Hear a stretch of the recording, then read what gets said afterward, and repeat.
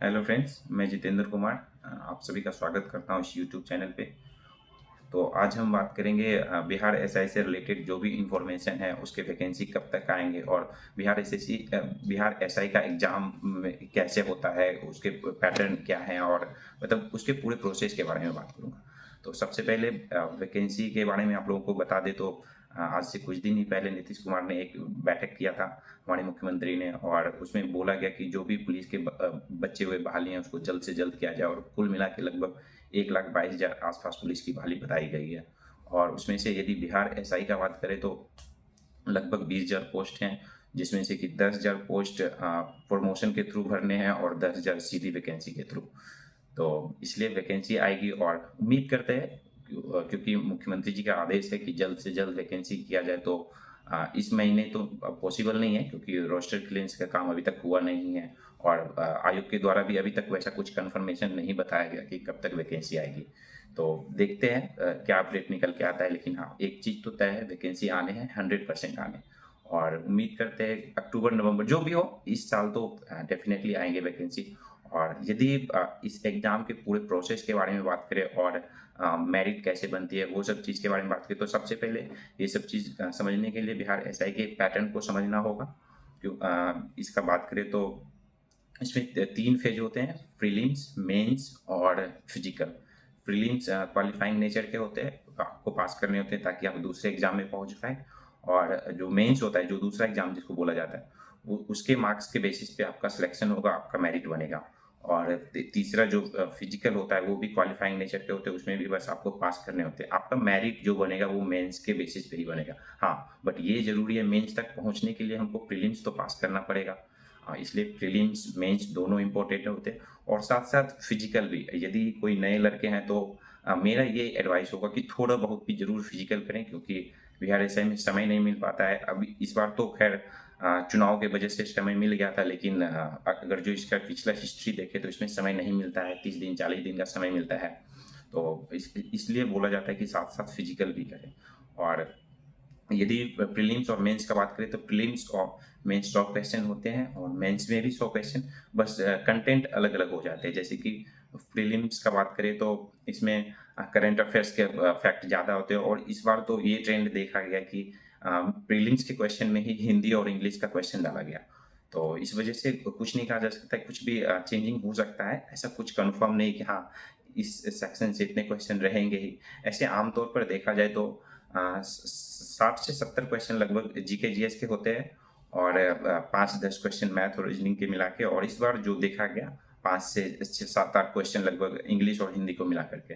तो कुल मिला के यही है। और मेंस का यदि बात करें तो मेंस में 2 पेपर होते हैं। मेंस में एक हिंदी का पेपर जो क्वालिफाइंग नेचर का होता है, और जीके जीएस जिसके बेस पे आपका मेरिट बनता है। तो हिंदी का पेपर पहले हो जाता है, उसमें 100 में से 30 मार्क्स आपको लाने 30% मार्क्स लाने होते हैं, जो कि आराम से कोई भी स्टूडेंट्स कर लेता है, तो उसमें उतना परेशानी नहीं है। सबसे ज़्यादा ज़रूरी मेंस होता है। मेंस में लगभग 80 क्वेश्चन आपके जीके जीएस के होते हैं और 20 क्वेश्चन मैथ और रीजनिंग के। और इस बार से तो मेन एसआई का मेंस में ये भी देखा गया कि करंट अफेयर्स के क्वेश्चन भी थे। इस बार 1275 वाले मेंस में लगभग 7-8 क्वेश्चन करेंट के। तो इस वजह से ये मतलब आप लोग करिए कि करंट अफेयर्स भी मेंस में भी बहुत महत्व दीजिए करेंट्स को, उसको करंट को साथ लेकर के चलिए। और उसके बाद फिर फिजिकल का बात करें तो फिजिकल में 4 फेज लगभग आपका रनिंग हो गया, हाई जंप, लॉन्ग जंप और शॉर्ट पुट। अगर रनिंग का बात करें तो रनिंग 1600 मीटर का होता है, जिसमें कि आपको 6.5 मिनट का समय मिलता है, आप 6.5 मिनट के अंदर में कर सकते हैं। और हाई जंप का बात करें खास करके लड़कों के लिए, मैं लड़कियों के लिए नहीं बात कर रहा अभी, लड़कों के लिए 1600 मीटर 6.5 मिनट में करने होते हैं। और हाई जंप का बात करें तो 4 फीट वो करने हैं, लॉन्ग जंप 12 फीट होते हैं, और शॉर्ट पुट 16 फीट। तो शॉर्ट पुट बहुत आसान होता है, ज़्यादातर लड़के हाई जंप में ही फंसते हैं और उसी में डिस्क्वालीफाई होते हैं। और हाई जंप, सॉरी, रनिंग में ज़्यादातर लड़के रनिंग में, और बाकी बच्चे हाई जंप में डिस्क्वालीफाई होते हैं, और बाकी पर तो लगभग सब पास कर ही जाते हैं। तो खैर जो भी हो, कोई भी चीज़ को अंडरस्टिमेट नहीं करना है। और आप लोगों को प्रीलिम्स की तैयारी से ही थोड़ा थोड़ा ही सही, मतलब ऐसा नहीं कि ज़्यादा अभी से ही फिजिकल के लिए पूरा समय देने लगना है, ताकि वो ऐसा नहीं होना चाहिए। आपको अभी जो ज़रूरी है पढ़ाई ज़रूरी है, तो हल्का-हल्का करें ताकि आपका एक रिदम बना रहे आप और आपका आदत डला रहे कि हाँ, मेहनत करने हैं, रनिंग करने हैं, ये सब चीज़।